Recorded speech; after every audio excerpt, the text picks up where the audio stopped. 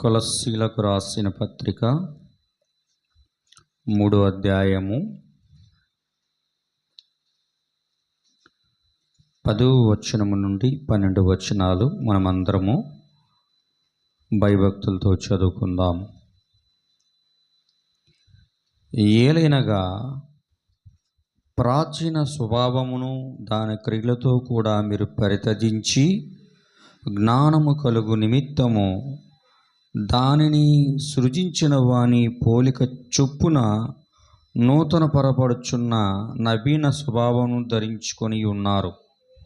ఇట్టి వారిలో గ్రీసు దేశస్థుడని యూదుడని భేదము లేదు, సున్నతి పొందుటయని సున్నతి పొందకపోటని భేదము లేదు, పరదేశి అని సిద్ధియుడని దాసుడని స్వతంత్రుడని లేదు, కానీ క్రీస్తే సర్వమును అందరిలో ఉన్నవాడై ఉన్నాడు. ఆమేన్. చదవబడిన వాక్యం ప్రభు దీవించును గాక. దయచేసి కూర్చోనండి. అందరికీ కూడా ప్రభు యేసుక్రీస్తు నామములో నా యొక్క హృదయపూర్వక వందనాలు. మీ అందరినీ కూడా ప్రభు దీవించును గాక. అందరికీ నా యొక్క హృదయపూర్వక వందనాలు. సరే, మంచిది. సమయంలో మనము మహోన్నత కళాకాండ మన వర్తమానం నేను ముగించడానికి ప్రయత్నిస్తాను. హల్లెలూయా. అందరూ కూడా దేవుని యొక్క వాక్యాన్ని జాగ్రత్తగా వినండి. ఒక హాఫ్ అన్ అవర్ లేదా 40 మినిట్స్ చెప్పడానికి ప్రయత్నిస్తాను. హల్లెలూయా. చూడండి నా ప్రియమైన సహోదరి సోదరులారా, ఇక్కడ అపోస్తలుడైన పౌలు గారు కొలస్సీ సంఘమునకు పత్రికను రాస్తూ ఏమంటున్నాడంటే, మనము కానీ ఆ లేఖన భాగాన్ని జాగ్రత్తగా చదివినట్లయితే 10వ వచనంలో అంటున్నాడు, ఏలయనగా ప్రాచీన స్వభావమును దాని క్రియలతో కూడా మీరు పరిత్యజించి జ్ఞానము కలుగు నిమిత్తము దానిని సృజించిన వాని పోలిక చొప్పున నూతపరచబడుచున్న నవీన స్వభావమును ధరించుకొని ఉన్నారు. హల్లెలూయా. ప్రాచీన స్వభావమును దాని క్రియలతో కూడా ఎవరు పరిత్యజించడం అంటే ఏమండి? పరిత్యజించడం అంటే త్రోసివేయుట. హల్లెలూయా. ఏం చేయాలంట? త్రోసివేయాలి, ఉపేక్షించాలి, నిరాకరించాలి. ఆమేన్. ఏం చేయాలంటే నిరాకరించాలి. ఏంటి నిరాకరించాలంటే ప్రాచీన స్వభావమును అని అంటున్నాడు. కింద పుట్టినోట్లు ఏమని ఇచ్చాడు? ప్రాచీన స్వభావాలు అంటే ఏంటి? భూతాలు అంటే దయ్యాలు, భూతాలు. హల్లెలూయా. భూతము అంటే ఏంటంటే పంచభూతాలు అంటే ఏంది? భూమి, ఆకాశము, ఇంకా చెప్పండి, నీరు, అగ్ని. హల్లెలూయా. గాలి. దేవుని నామానికి స్తోత్రం. భూతము అంటే అర్థం ఏంటంటే ఆత్మ అని అర్థం. హల్లెలూయా. భూమి ఒక దూతేనా? భూమి ఒక దూతేనా? వాయుమండల అధిపతి అని బైబిల్లో ఉంటుంది. హల్లెలూయా. భూమి ఒక దూత అయి ఉన్నాడు, ఆకాశం ఒక దూత అయి ఉన్నాడు, గాలి వాయువు అనబడే ఆయన ఒక దూత అయి ఉన్నాడు. హల్లెలూయా. ఇంకా అగ్ని అనబడేది ఒక దూత అయి ఉన్నాడు. ఇవన్నీ కూడా దేవునికి దూతలై ఉన్నారు. ఆమేన్, ఆమేన్. హల్లెలూయా. నీరు కూడా ఒక దూత అయి ఉన్నాడు. ఏది? వామ్వుడ్, ఆయన కూడా అదే మాచిపత్రి, వామ్వుడ్ అంటారు. దేవుని యొక్క నామానికి మహిమ కలుగును గాక. అది కూడా ఒక దూత అయి ఉన్నాడు. ఇక్కడ ఏమంటున్నాడంటే కొలస్సీలు రాసిన పత్రికలో మీరు ప్రాచీన స్వభావమును అంటే ఆ ప్రాచీన సంబంధమైన ఆ ఆత్మను విడిచిపెట్టి, హల్లెలూయా, త్రోసివేసి, ఆ క్రియలను త్రోసివేసి జ్ఞానము కలుగు నిమిత్తము, అది విడిచిపెడితేనే ఏమొస్తుంది? జ్ఞానం వస్తుంది. అంటే క్రీస్తు వస్తాడు. ఆయన కావాలా? జ్ఞానము కావాలా? నాకు జ్ఞానము కావాలా, భూతము కావాలంటే కుదరదు. ఎవరో ఒకరు ఉండాలి లోపల. ఆమేన్. అందుకేమంటే ప్రాచీన స్వభావం రావాలంటే జ్ఞానం పోతేనే మనకి జ్ఞానం వస్తుంది. క్రియలు పోతేనే మనకు జ్ఞానం వస్తుంది. హల్లెలూయా. మీరు పరిత్యజించి జ్ఞానము కలుగు నిమిత్తము జ్ఞానమును సృజించిన వాని పోలిక చొప్పున నూతన పరచబడుచున్నారు. ఆమేన్. నూతన పరచబడుచున్నారు. కానీ ఈ దేవుడు జ్ఞానం ఇవ్వాలంటే అవన్నీ కూడా విడిచిపెట్టాల. క్రియలు విడిచిపెట్టాల, ప్రాచీన స్వభావమును విడిచిపెట్టాల. హల్లెలూయా. కానీ ఒక మాట అంటున్నాడు ఇక్కడ. ఏమంటున్నాడంటే, ఇట్టిది రావాలంటే గ్రీసు దేశస్థుడని యూదుడని భేదము లేదు, ఇంకా సిద్ధియుడని, ఏమండి, సున్నతి పొందుటయని సున్నతి పొందకపోటు అని, పరదేశి అని, సిద్ధుడని, దాసుడని, స్వతంత్రుడని ఏ భేదము లేదు. కానీ క్రీస్తే సర్వము అందరిలో ఉన్నాడు. హల్లెలూయా. ఎప్పుడు క్రీస్తు అందరిలో సర్వము ఉంటాడు? ఎప్పుడు క్రీస్తు ఎవరిలో సర్వము ఉంటాడు అంటే, ఎవరైతే ప్రాచీన స్వభావాన్ని విడిచిపెడతారో, ఎవరైతే ప్రాచీన క్రియలను విడిచిపెడతారో, ఎవరైతే ఆ యొక్క దయ్యములుగా ఉన్న భూతములు విడిచిపెడతారో, ఆ క్రియలను విడిచిపెడతారో, అప్పుడు యూదుడని లేదు, గ్రీసు దేశస్థుడని లేదు, పరదేశీయుడని లేదు, స్త్రీ అని లేదు, పురుషుడని లేదు. హల్లెలూయా. ఇంకా అసిద్ధీయుడని లేదు, పరదేశి అని లేదు, అన్యుడని లేదు, ఏమీ లేదు. ఎవరైనా సరే క్రీస్తుకి సమానమే. విడిచిపెట్టకపోతే ఆయన వారిలో ఉండడు. ఆయన వారిలో ఉండడు. హల్లెలూయా. ఎందుకంటే ఎప్పుడు ఆయన వాక్యమును దాటి అన్నాడు కూడా జాలిపడి రాడు. ఆయన ఎప్పుడు తన యొక్క వాక్యంలోనే ఉంటాడు ఆయన. ఆమేన్. కాబట్టి ఇక్కడ నవీన స్వభావం వస్తుంది, క్రొత్త జన్మ వస్తుంది. అందుకే ఆయన మొదట ఏం చేశాడంటే, ఒక మహోన్నతమైన కళాకాండాన్ని నిర్మించాడు ఆయన ఏదోనులో. వారు ఎవరు అంటే ఆదాము శ్రీమతి ఆదాములు. హల్లెలూయా. ఆ యొక్క ఆదాము శ్రీమతి ఆదామును ఆయన తయారు చేసినప్పుడు, వారు తయారు చేయబడిన కొద్ది దినములకే వారు బద్దలు చేయబడ్డారు. ఎప్పుడైతే వారు బద్దలు చేయబడ్డారో వెంటనే దేవుడు వారిని విడిచిపెట్టలేదు, కానీ వెంటనే ఇంకొక మహోన్నతమైన కళాకాండాన్ని ఆయన నిర్మించాడు. ఆమేన్. ఆ మహోన్నతమైన కళాకాండం రెండవది ఏంది అంటే, దానికి పునాది అబ్రాహాము, ఇస్సాకు, యాకోబు, యోసేపులైతే వారి మీద ఆయన ఒక శరీరం అనబడే ప్రవక్తల చేత ఆయన నిర్మించాడు. హల్లెలూయా.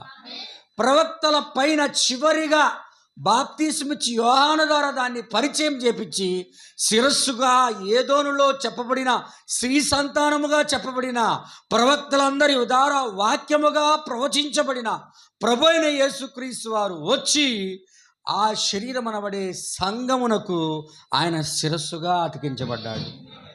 హల్లెలూయా. ఎప్పుడైతే అతికించబడ్డాడో ఆయన ఏమయ్యాడంటే, ఆ శరీరముతో పునర్ధానం పొంది పరలోకమునికి వెళ్ళిపోయాడు. అవును కదా. పునర్ధానం పొందుకొని పరలోకానికి తన యొక్క సంఘమును తీసుకొని వెళ్ళిపోయాడు. హల్లెలూయా. అందుకే ఇక్కడ ఏమంటాడంటే, ఇక్కడ ఆ యొక్క సంఘమును తీసుకొని వెళ్ళిన తర్వాత ఆ సంఘము అయిపోయింది, పరిపూర్ణమయ్యింది. కానీ ఇక్కడ ఏం జరుగుతుందంటే ఆత్మ సంబంధమైన సంఘమును ఒక దానిని, ఒక మహోన్నతమైన కళాఖండాన్ని ఆయన మూడవ దానిని ఆయన పెంతెకోస్తు దినమందు ప్రారంభించాడు.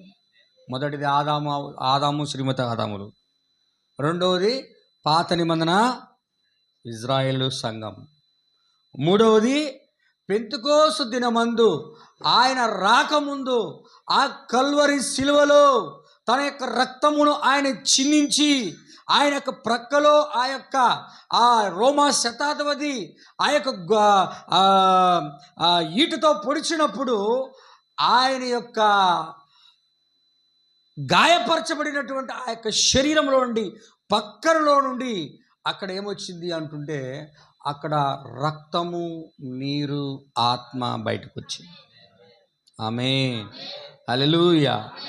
రక్తము, నీరు, ఆత్మ బయటకు వచ్చినప్పుడు ఆ జీవములో నుండి ఒక సంఘమును ఆయన ఇప్పుడు ఉన్నటువంటి 2000 సంవత్సరములుగా ఆయన ఒక మహోన్నతమైన కళాఖండముగా ఆయన నిర్మిస్తూ ఉన్నాడు. హల్లెలూయా. మైకెలేంజీ ఒక దానిని తయారు చేయడానికి 40 సంవత్సరాలు పట్టింది, కానీ అది మాట్లాడలేదు. కానీ దేవుడు తయారు చేయడానికి ఇప్పుడు దాదాపు 2000 సంవత్సరాల కాలం పట్టింది, కానీ మహోన్నత కళాఖండము ఇప్పుడు మాట్లాడుతుంది. హల్లెలూయా. ఇది మాట్లాడుతుంది కనుకనే ఇప్పుడు దీన్ని ఆయన తయారు చేసి ఏం చేశాడంటే ప్రారంభం పెంతెకోస్తు దినం ముందు దాన్ని ప్రారంభించాడు. అందరం వింటున్నారా? పెంతెకోస్తు దినం ముందు దాన్ని ప్రారంభించాడు. అందుకే పరిశుద్ధాత్మగా ఆయన పెంతెకోస్తు దినమందు సంఘం పైన వాలినప్పుడు ఆ యొక్క మహోన్నతమైన కళాఖండము ఆచారాలతోటి, సిద్ధాంతాలతోటి, లోకమ సంబంధమైన కార్యాలతోటి ఎవరైతే నిండిపోయారో వాళ్ళందరూ కూడా ఆత్మీయంగా చచ్చిపోయారు. ఎవరైతే వారి చెప్పిన మాటలు, ఆ యొక్క రోమన్ క్యాథలిక్ చెప్పిన మాటలు అంగీకరించలేదో వారందరూ కూడా నైసియా సభ దగ్గర చంపివేయబడ్డారు. వింటున్నారా? నైసియా సభ దగ్గర ఏమయ్యారు? హల్లెలూయా. గట్టిగా చెప్పు. నైసియా సభ, నైసియన్ కౌన్సిల్ ఎప్పుడైతే అన్యుల రోము పోపుల రోముగా మారిందో పెర్గమ సంఘ కాలంలో అక్కడ నైసియా సభ ప్రారంభించి ఆ నైసియా సభ దగ్గర అనిల్ రోమ్ పోపుల రోముగా మారినప్పుడు అక్కడ ఒక ఏం బయలుదేరింది? అక్కడ ఒక తెల్లని గుర్రం బయలుదేరింది. మతం అనబడే ఒక సంఘం బయలుదేరింది. సంఘము మోసము చేయవాడుగా, ఒక మత అధికారం గలవానిగా బయలుదేరి మోసపుచ్చాలనుకున్నాడు. హల్లెలూయా. కానీ ఎవరైతే దాన్ని అంగీకరించిన వాళ్ళందరూ కూడా గోధుమ గింజ ఏమైందంట? గోధుమ గింజ నేలలో విత్తబడినప్పుడు అది చచ్చిపోవాలి. అందుకే యేసు ప్రభువు నా మాట చదివి ముందుకు కొనసాగదాం. యోహాను సువార్త 12వ అధ్యాయం త్వరగా చదవండి దయచేసి.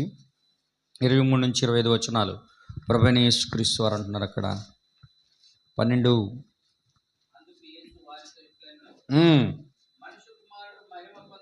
మనిషి కుమారుడు మహిమ పొందవలసిన గడియ వచ్చి ఉన్నది. గోధుమ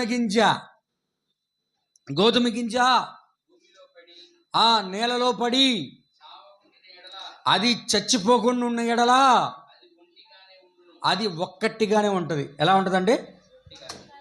గోధుమ గింజ నేలలో పడితే ఫలిస్తుంది. హల్లెలూయా. అది కానీ నేలలో పడకపోతే అది ఫలించదు. అది ఏ విత్తనమైన అంతే. ఈయన గోధుమ గింజ అని దేని గురించి మాట్లాడుతున్నాడంటే ఒక జీవితం గురించి ఆయన మాట్లాడుతున్నాడు. హల్లెలూయా. ఏమంటున్నాడంటే గోధుమ గింజ నేలలో పడి అది చచ్చితేనే కానీ అది ఫలించదు. చావుకుండా అంటే అది కుళ్ళిపోకుండా ఉంటే అది ఫలించదు. అది అలాగనే ఉండిపోతుంది. అది చచ్చిన ఎడల విస్తారముగా ఫలిస్తుంది. ఆమేన్. హల్లెలూయా. ఇప్పుడు నేలలో పడి చచ్చిన గోధుమ గింజ.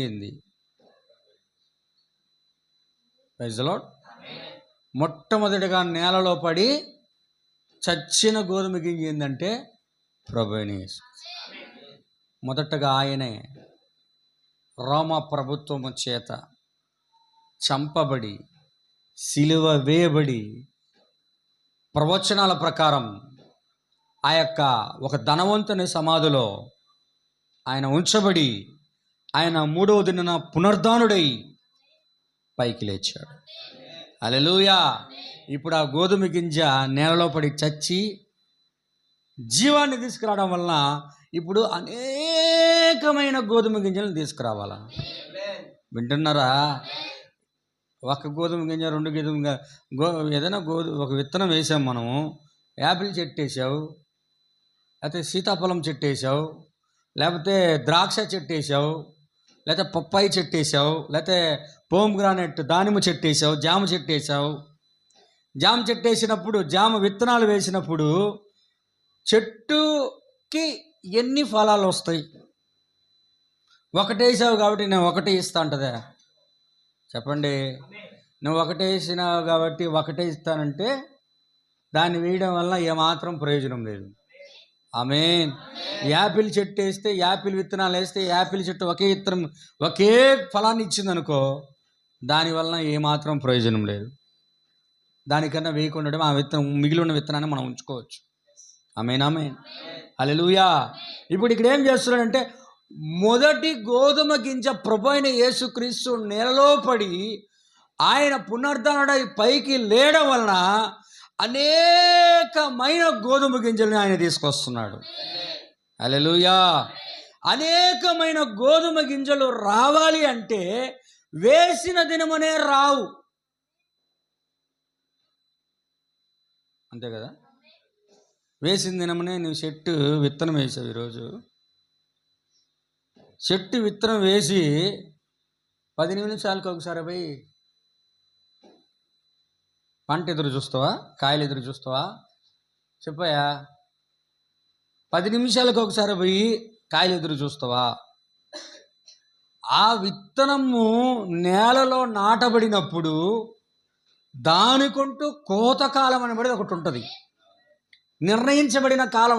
ప్రకృతిలో ప్రతి ఒక్క దానిని దేవుడు ఆత్మీయంగా చూపిస్తున్నాడు. హల్లెలూయా. ప్రకృతిలో ప్రతి ఒక్క దాన్ని దేవుడు ఆత్మీయంగా చూపిస్తున్నాడు. ఇక్కడ అది గమనించాలా. ఇప్పుడు ఆయన పెంతెకోస్తు దినమునకు ముందు విత్తనాన్ని ఆయన మొదటి రాకడలో ఆయన వేశాడు. గోధుమ గింజగా ఆయన వచ్చి. హల్లెలూయా. ఇప్పుడు అనేకమైన విత్తనాలు రావడానికి ఆయన ఏం చేశాడంటే, పెంతెకోస్తు దినమందు సంఘమనబడే ఆయనకు శరీరం మీద పరిశుద్ధాత్మ బాప్తిసమును ఆయన కుమ్మరించాడు. హల్లెలూయా.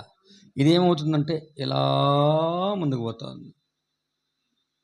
క్రీస్తు ఎలా సాగుతున్నాడు ముందుకంటే అలా ముందుకెళ్తున్నాడు. సంఘం ముందుకు వెళ్తుందంటే క్రీస్తు ముందుకు కొనసాగుతున్నాడు. శరీరం పోతుందంటే అందరూ భౌతికంగా చూడు, కానీ వెళ్తున్నది క్రీస్తు. ఆమేన్. క్రీస్తు ముందుకు వెళుతూ ఉన్నాడు. ఎప్పుడైతే ఆచారాలు, సిద్ధాంతాలు, లోక కార్యాలు, సాంప్రదాయాలు దేవుని యొక్క సంఘములోనికి ప్రవేశించాయో, ఎవరైతే వాటిని అంగీకరించలేదో, అప్పుడు అనేకమైన గోధుమ గింజలు వాక్యాన్ని అంగీకరించి లోక సంబంధమైన కార్యాలను త్రోసివేశాయో, ఆ గోధుమ గింజలన్నీ కూడా నేలలో పడి చనిపోయాయి. వింటున్నారా? నేలలో పడి చనిపోయాయి. వారే మొదటి పెంతెకోస్తు దినమందు సిద్ధపరచబడిన సంఘము.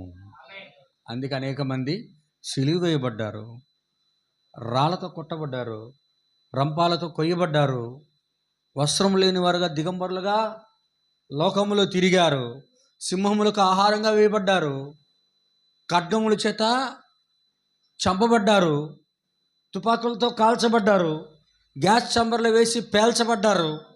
హల్లెలూయా. ఇవన్నీ ఎందుకు చనిపోతున్నారు అంటే వారందరూ కూడా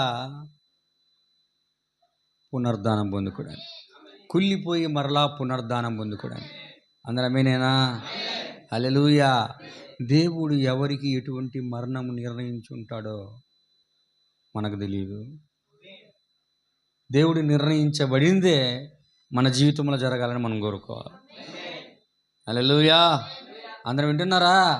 కాబట్టి ఇక్కడ ఇక్కడ అలా నేలలో పడి కుళ్ళిపోయాయి. ఎప్పుడు ఈ యొక్క తుయతైరా సంఘ కాలం వరకు ఆ యొక్క విత్తనాలన్నీ చీకటి యుగంలో, అంధకార యుగంలో, 4వ సంఘకాలం వరకు అవన్నీ కూడా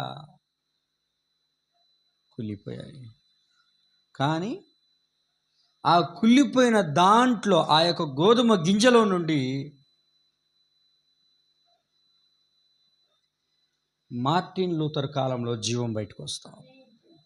వింటున్నారా? ఏమొస్తుందండి? కుళ్ళిపోయిన దాంట్లో నుంచి ఏమొస్తుంది? నీతిమంతుడు విశ్వాసమూలముగా జీవించును అని. కానీ దానికి వేరు ఎవరంటే క్రీస్తే. కానీ దాంట్లో నుంచి ఏమొస్తుందంటే జీవం బయటకు వస్తాం. దేవుడే తీసుకొచ్చాడు యొక్క ఉజ్జీవాన్ని. ఆమేన్. రోమన్ క్యాథలిక్లో నుండి, రోమనిజంలో నుండి దేవుడు ఆ యొక్క జీవాన్ని బయటికి తీసుకురావడానికి వాళ్ళందరినీ కూడా వాక్యమునకు వ్యతిరేకంగా ఉన్న వారికి వ్యతిరేకంగా ఆచారాలతో ఉన్న వారందరి కొరకు దేవుడు మార్టిన్ లూథర్ని నిలబెట్టాడు అక్కడ. ఆమేన్. హల్లెలూయా. ఎప్పుడైతే నిలబెట్టాడో అప్పుడు ఏమొస్తుందంటే ఆ గోధుమ గింజలో నుంచి ఏమొస్తూ ఉంది? జీవం వస్తా. ఇప్పుడు ఏమవుతుందంటే జీవం వచ్చి ఆ చెట్టు అలా, ఆ గోధుమ చెట్టు అలా ఎదుగుతూ ఉంది. ఆమేన్, ఆమేన్, ఆమేన్. అందరు వింటున్నారా? గోధుమ చెట్టు అలా ఎదుగుతూ ఉంది. ఇప్పుడు ఆ దాంట్లో జీవం వచ్చి ఇప్పుడు ఏమొస్తుందట? కాండము. కాండం ఏంది అంటే ఇప్పుడు ఇదేంటంటే మార్టిన్ లూథరన్లు. హల్లెలూయా. మార్టిన్ లూథర్ ద్వారా అనేక మంది లూథరన్లు బయటకు వచ్చారు. వాళ్ళందరూ ఒక మంచి సంఘముగా ప్రపంచవ్యాప్తంగా ఒక ఉజ్జీవాన్ని తీసుకొచ్చారు. నీతిమంతుడు విశ్వాస మూలంగా జీవించి, సిగరెట్లు లాగు, బీడీలు లాగు, పాన్ పొరాకలు వేసుకో, మాణిక్ చందలు వేసుకో, ఎట్లయినా ఉండు, కానీ నీతిమంతుడు విశ్వాస మూలంగా జీవించి అని మార్టిన్ లూథర్ గారు కూడా సుట్టదాగుతా, ఎదురు కూర్చున్న వాళ్ళు కూడా బీడీలు లాక్కుంటా, అది నీతికరణ వర్తమానం. అది మనసుకు సంబంధించిన వర్తమానం. హల్లెలూయా. అందుకు అర్థమైందా? కానీ దేవుడు ఆ కాలంలో చూసి చూడకుండా విడిచిపెట్టాడు. కొంతకాలం అయిపోగలనా అదేమైంది? ఒక సమస్తగా మారిపోయింది. కానీ కాండంలో జీవం ఉంది. ఆమేన్. అదంతా ఏమైంది? సమస్తగా మారింది. ఇప్పుడు సమస్తగా ఉన్న దాంట్లో నుంచి దేవుడు మళ్ళీ ఏం తీసుకొస్తున్నాడంటే శుద్ధీకరణ తీసుకొచ్చాడు. హల్లెలూయా. శుద్ధీకరణ తీసుకొచ్చినప్పుడు నా ప్రియమైన సోదరి సోదరులారా, శుద్ధీకరణ తీసుకొచ్చినప్పుడు శుద్ధీకరణ ఇది ఒక వెస్లీ ద్వారా ఆయన తీసుకొచ్చాడు. వెస్లీ ద్వారా తీసుకొచ్చినప్పుడు ఇక్కడ ఏమొస్తుందో, చెట్టు పైకి వచ్చరికి అక్కడ ఏమొస్తుందంటే పుప్పొడి. ఏమంటారు? పుప్పొడి అంటే చెట్టుకు పైన ఏమొస్తుంది? ఇక పుష్పాలు వస్తుంది. పుప్పొడి అంటే పుష్పాలు. హల్లెలూయా. ఆమేన్. చాలా ఒక చెట్టు పూత పట్టేటప్పుడు విస్తారంగా ఉంటుంది. మామిడి చెట్టు చూసారు ఎప్పుడన్నా? విస్తారంగా ఉంటాయి. ఏంటి? మామిడి పూత. హల్లెలూయా. కానీ అంత పండదు. పండిద్దా? అంత పండదండి. హల్లెలూయా. కానీ ఎవరైతే ఆ కాలంలో దేవుడిని నిర్ణయించున్నాడో వాళ్ళందరూ కూడా పుప్పుడుగా ఉన్నారు, అక్కడ పుష్పాలుగా ఉన్నారు, పువ్వులుగా ఉన్నారు. దేవునికి నామానికి స్తోత్రం. ఇలా అవి బాగా పుప్పుడుగా ఉన్న కొంతకాలానికి వెస్లీలు ఒక తెరవబడిన ద్వారముగా ఉండి, మిషనరీలుగా ఉండి ప్రపంచమంతా కూడా ఒక ఉజ్జీవాన్ని తీసుకొచ్చారు. అనేక సంఘాలు వచ్చాయి, ఆంగ్లికన్ చర్చెస్, ఇంకా ఏమేమైతే ఆర్థోడాక్స్ చర్చెస్ ఉన్నాయో, ఇంకా ఏమేమి చర్చెస్ ఉన్నాయో అవన్నీ కూడా ప్రపంచవ్యాప్తంగా తెరవబడిన ద్వారంగా సువార్త అనేది ఆ రవి అస్తమించిన సామ్రాజ్య ప్రపంచమంతా కూడా ఒక ఉద్యమాన్ని తీసుకొచ్చాయి. హల్లెలూయా. ఇలా అవన్నీ కూడా వస్తున్న కొంతకాలానికి ఇవన్నీ కూడా ఏమైపోయాయి అంటే కొంతకాలానికి మరలా ఒక సంస్థగా మారిపోయాయి. హల్లెలూయా. అందరూ వింటున్నారా? ఒక సంస్థగా మారిపోయాయి. ఇప్పుడు దాంట్లో ఆ చెట్లో నుండి ఇప్పుడు దేవుడు ఏం చేస్తున్నాడు, మరలా దాంట్లో నుంచి ఆ పుప్పుడులో నుంచి ఆయన గోధుమ గింజను తెచ్చే ముందు తొక్కును తీసుకొస్తున్నాడు. తొక్కు లేకుండా విత్తనం వస్తుందా చెప్పయ్యా? ఇప్పుడు మొక్కజొన్న కంకి ఉంది, మొక్కజొన్న పైన మొక్కజొన్న కంకి పైన ఏముంటుంది? తొక్కు ఉంటుంది. తీసేవా ఇటు పీకి తర్వాత ఏం చేయాలి, దాన్ని నీళ్ళల్లో స్వీట్ కార్న్ అయితే ఉడకబెట్టాలా, కాల్చేది అయితే కాల్చాలా. హల్లెలూయా. పైన తోలు వస్తుంది దానికి, తొక్కు. వింటున్నారా? ఏ ఫలమైనా సరే పైన ఉండాలా, తొక్కు ఉండాలా. హల్లెలూయా. ఆ తొక్కే ఏంటంటే పెంతుకోస్తులై ఉన్నారు. అందరు చూసి ఏముంది యాపిల్ అనుకున్నారు, ఇంకా లోపల యాపిల్కాయ ఎంత ఉంది, కానీ ఇంకా లోపల పరిపక్వం కాదు అది. దానికి కూడా కొంత సమయం పడుతుంది. జామ చెట్టు ఉంది, జామకాయలు ఉన్నాయి, కాయ బాగానే ఉంటుంది, కానీ అది పరిపక్వం పొందడానికి. హల్లెలూయా. అందరేమనుకున్నారు ప్రపంచవ్యాప్తంగా, అసలైన సంఘం అంటే ఇదే, మామూలు సంఘం కాదు, ఇది నెంబర్ 1 సంఘం అనుకున్నారు. కానీ అదేమంట, పరిపక్వము చెందని తొక్కు. వింటున్నారా? అది కుడి ఎడమలను కూడా అర్థం కాని విధంగా మోసం చేసేయి, సాధ్యమైతే ఏర్పరచబడిన వారిని కూడా మోసం చేసే విధంగా ఉంటుంది పైన తొక్కంతా. హల్లెలూయా. అందుకే వేరు క్రీస్తు అయి ఉన్నాడు, కాండము లాంటి జీవం బయటికి రావడం మార్టిన్ లూథర్ అయి ఉన్నాడు. దానికి పైన ఇంకేమొచ్చింది, పుప్పుడు వచ్చింది. ఈ జీవం ఎక్కడి నుంచి ప్రయాణిస్తుంది? కాండంలో నుంచి ప్రయాణిస్తూ ఉంది, వేరులో నుంచి వస్తూ ఉంది జీవం. ఆమేన్, ఆమేన్, హల్లెలూయా. ఇప్పుడు పైకి వచ్చేసరికి అవన్నీ కూడా పుప్పుడు వచ్చేసింది, అంటే పువ్వులు వచ్చేసేసాయి. ఆ పువ్వులంతా కూడా వెసిలీలు అయి ఉన్నారు. ఈ పుప్పుడంతా కూడా ఏమైపోయింది అంటే కొంతకాలానికి తొక్కుగా మారిపోయింది. అంటే తొక్కు లేకుండా ఫలం ఎన్నడూ కూడా సేఫ్గా ఉండలేదు, అవునా కదా? తొక్కు లేకుండా ఏ పండైనా సరే తన యొక్క ఫలాన్ని తీసుకురాలేదు. హల్లెలూయా. ఇప్పుడు ఏం చేస్తుందంటే ఆ తొక్కు లోపల ఆయన ఒక గోధుమ గింజను ఉంచి ఉన్నాడు, అంతే కదా? వేరుశనక్కాయ ఉంది అయ్యా, ఇతర మహాలో వినండి, వేరుశనక్కాయ ఉంది. వేరుశనక్కాయ లోపల విత్తనాలు రావాలంటే ముందేం రావాలా? తొక్కుని తింటారా? కొంతమంది అతి తెలివి ఉంటారు, భలే ఉంటుంది టేస్ట్, తొక్కును కూడా నవ్వుతుంటారు మేకను వెళ్ళినట్టు. చూసినాను చాలామందిని, భలే ఉందన్నాం అంటుంటారు, విన్నానులే, చూసినానులే. అట్టు తింటే వేరే రకంగా ఉంటుంది వ్యవహారం మళ్ళా. హల్లెలూయా. కానీ ఇప్పుడు ఆ విత్తనమును కాపాడడానికి ముందు దేవుడు ఏం చేస్తున్నాడంటే తొక్కును పెడుతున్నాడు. ఇప్పుడు నిజమైన మొదటి ఆ యొక్క ఏదోనులో ఆదాము యొక్క భార్యను ఆయన శ్రీమతి ఆదామును తీసుకురావడానికి ముందు ఆయనలో నుండి ఎలా తీశాడో ఇక్కడ జీవములో నుండి ఆయన వధువు అనబడే విత్తనాన్ని తీసుకురావడానికి ఆయన కింద నుండి ప్రయాణం చేస్తున్నాడు. ఆయన ప్రయాణం దేని కొరకు అంటే ఆ తొక్కు లోపల ఉన్న విత్తనం కొరకు, గోధుమ గింజ కొరకు, అంతే కదా? కానీ ఈ కాండం అయింది కదంటే ఆయనదే, దాంట్లో ఉన్న జీవం ఎవరిదంటే ఆయనదే. పుప్పుడు ఎవరిదంటే ఆయనదే. హల్లెలూయా. తొక్కెవరిదంటూ అది కూడా ఆయనదే. కానీ ఆ సమయానికి అది సరిపోద్ది. ఎప్పటి వరకు అది ఉపయోగపడుతుంది అంటే లోపల ఉన్న గింజ వచ్చేంతవరకే. అప్పటి వరకే, అంతవరకైనా తర్వాత ఏమైనా వాడుకుంటారు దాన్ని. గింజ కోసమే చెట్లు వేసేది. ఏమైనా పొలాలు ఎందుకు వేస్తారండి అందరూ? చెట్లు కావాలనా, కాండాలు కావాలనా, తొక్కులు కావాలనా, లేదా పువ్వులు కావాలనా, విత్తనాలు కావాలనా? హల్లెలూయా. విత్తనాలు, ఫలాలు కావాలని. ఆమేన్, ఆమేన్.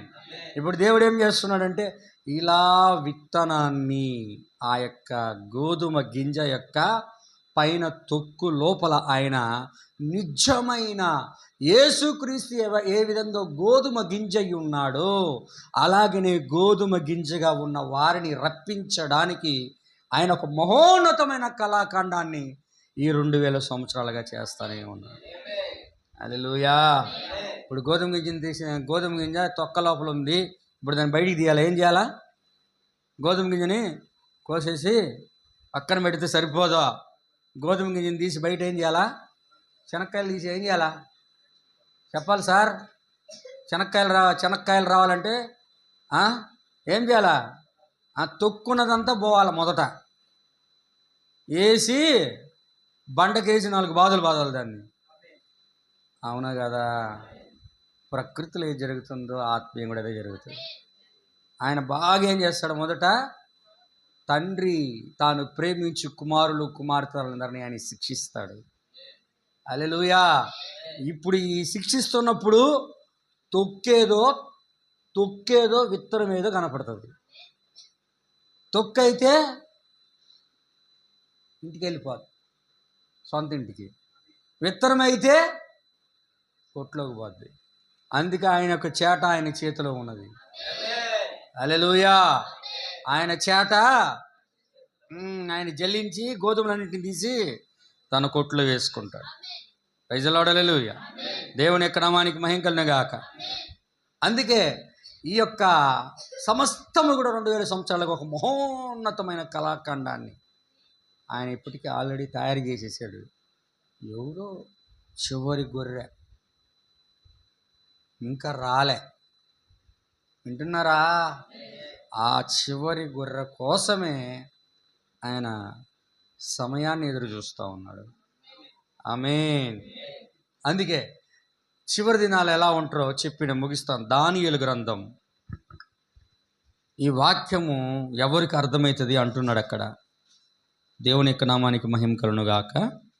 దానియేలు గ్రంథము చదవండి అయ్యా. 12వ అధ్యాయం 3వ వచనం.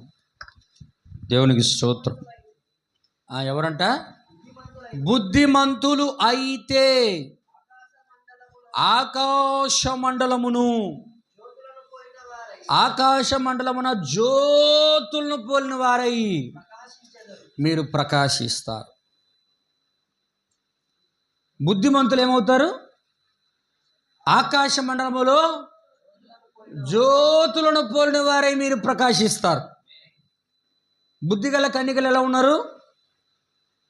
తమ దివిటీలను సిద్ధపరుచుకొని పెండ్లి యొక్క కుమారుడి కొరకు వారందరూ కూడా ఎదురు చూస్తూ ఉన్నారు. అందుకే అబ్రాహాముతో కూడా ఆయన వాగ్దానం చేశాడు, నీ సంతానము ఆకాశ నక్షత్రముల వలె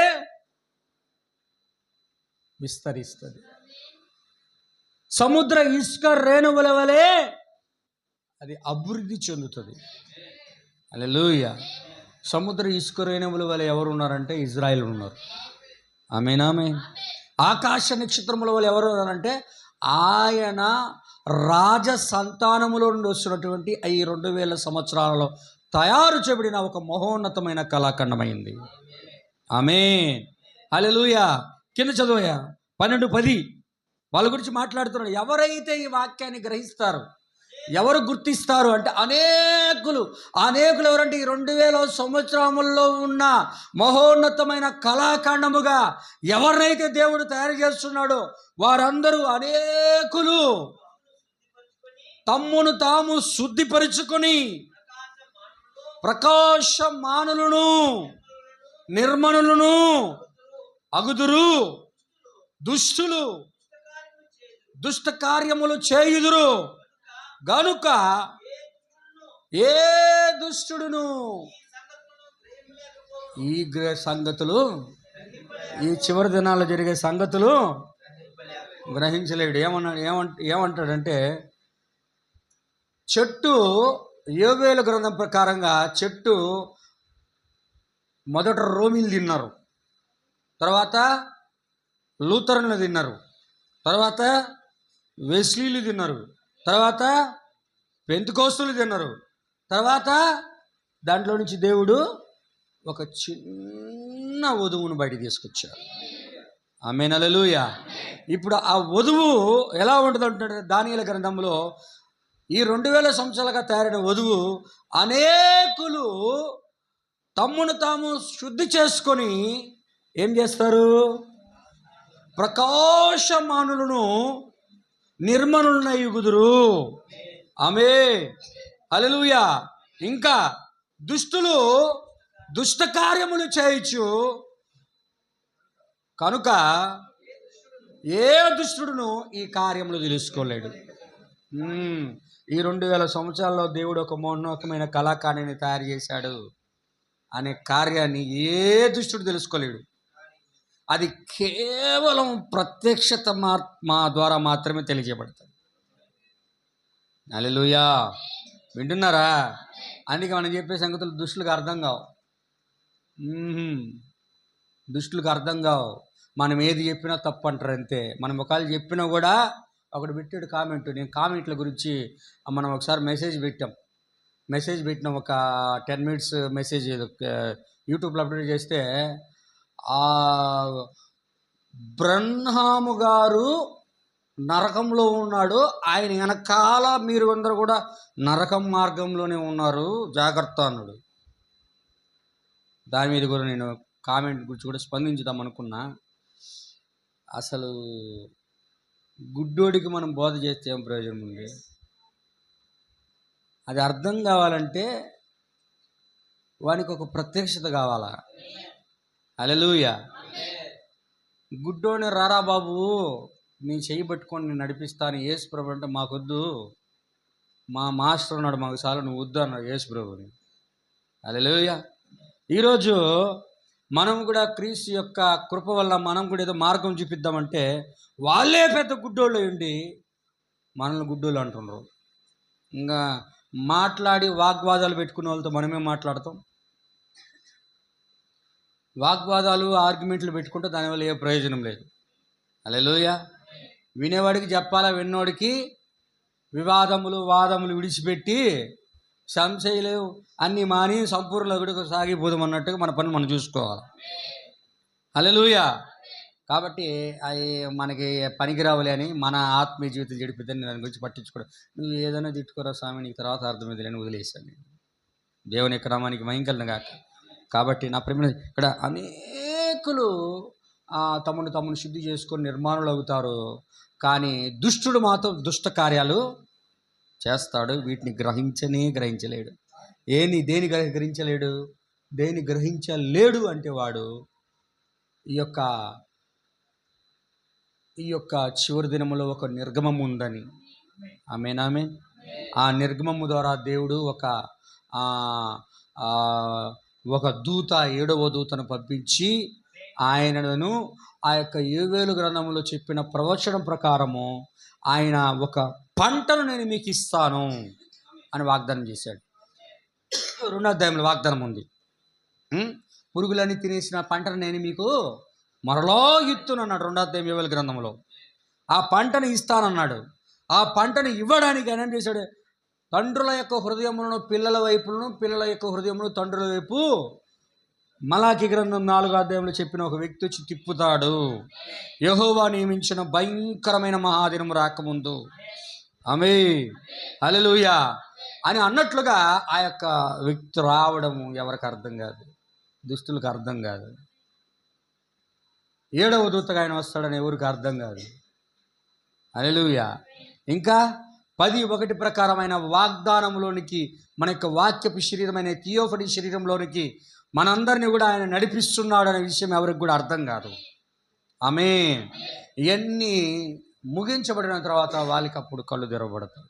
ఎందుకంటే అప్పుడు దాకా యుగ సంబంధమైన దేవత అవిశ్వాసులైన వారి మనోనేత్రమును గుడ్డితనం కలిగజేసి వారి యొక్క సొంత బోధల వల్లనే వాళ్ళకు గుడ్డితనం వచ్చేసింది. ఆమేన్ ఆమేన్. కాబట్టి నా ప్రియమైన సోదరి సోదరులారా, అందరూ కూడా జాగ్రత్తగా గమనించండి. ఈరోజు ఒక పరిపూర్ణమైన సంపూర్ణమైన యేసుక్రీస్తు యొక్క గొర్రెపిల్ల భార్యను ఒక మహోన్నతమైన కళాఖండముగా ఈరోజు ఆయన నిర్మించుచు ఉన్నాడు. ఆయన చెక్కుతూ ఉన్నాడు. హల్లెలూయా. ఇప్పుడు చెక్కుతూ ఉన్నాడు కాబట్టి చెక్కబడింది. ఈ దినములలో ఒక దినమున అది ఎత్తబడబోతా ఉన్నాడు. దాని కొరకే ప్రభువైన యేసుక్రీస్తు ఆమెను ఇప్పుడు సిద్ధపరుస్తూ ఉన్నాడు. ఆత్మీయ పిండి కుమార్తెయు రమ్ము అని చెప్పుచున్నారు. ఎప్పుడైతే ఆయన వచ్చి మధ్య ఆకాశములో ఆయన పిలుస్తాడో, యొక్క ఆయన పరిశుద్ధాత్మ బాప్తిసం కలిగిన శరీరం అనబడే సంఘము మధ్యాకాశానికి ఆకర్షించబడి ఆమె మహిమలోనికి ఎప్పుడు ప్రవేశిస్తుందో తెలియదు, కానీ ఈ దినములలో ప్రవేశిస్తాడు. హల్లెలూయా. మనకి దేవుడు ఇంకొక సంవత్సరం ఎందుకు ఇచ్చాడు? ఇంకొక సంవత్సరం ఎందుకు ఇచ్చాడు చెప్పండి? ఎందుకు ఇచ్చాడు? బిర్యానీ చేసుకుని తినడానికా? హ్యాపీ న్యూ ఇయర్ అని చెప్పుకోవడానికా? హ్యాపీ న్యూ ఇయర్ అంటారు కానీ హ్యాపీ న్యూ ఇయర్లో అసలు హ్యాపీయే ఉండదు. అవును కదా? హ్యాపీ న్యూ ఇయర్లో హ్యాపీయే ఉండదు. సంవత్సరం అంతా బాధలే. వాళ్ళందరికీ ఉంటుంది హ్యాపీ, మనకు లేదు. మాకు అంతా బాగుంది, మేము హ్యాపీగా ఉన్నాం అనుకుంటారు. కానీ మనకి ఎప్పుడు భూమి మీద ఉన్నంతకాలం మనకి కష్టాలే, బాధలే. కానీ దేవుడు మనకు తోడుగా ఉన్నాడు. ఆమేన్.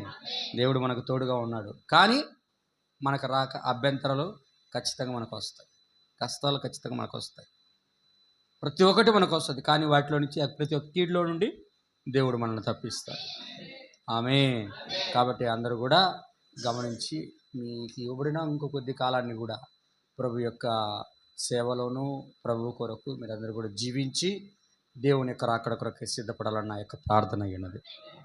చెప్పబడిన వాక్యం ప్రభు దీవించి ఆశీర్వదించిన గాక. షాలోమ్. ప్రార్థన చేసుకుంటాం.